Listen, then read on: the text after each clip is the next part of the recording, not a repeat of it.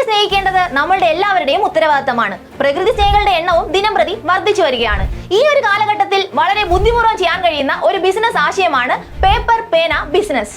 ഈ ഒരു ബിസിനസ് ആരംഭിക്കാൻ വളരെ തുച്ഛമായ ഇൻവെസ്റ്റ്മെന്റ് മതിയാകും. 2500 രൂപ മുതൽ 6000 രൂപ വരെ നിങ്ങളുടെ കയ്യിലുണ്ടെങ്കിൽ നിങ്ങൾക്കും വീട്ടിലിരുന്നു കൊണ്ട് തന്നെ ഈ ഒരു ബിസിനസ് ആരംഭിക്കാവുന്നതാണ്.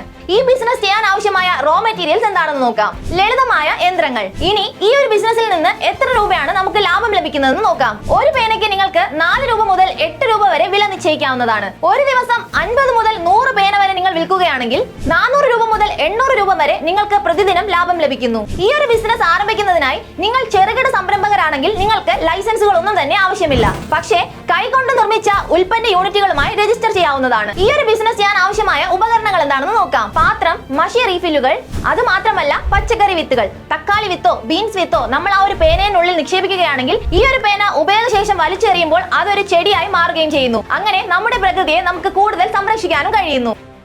ബോസ് വാല, ബി ദ ബോസ്.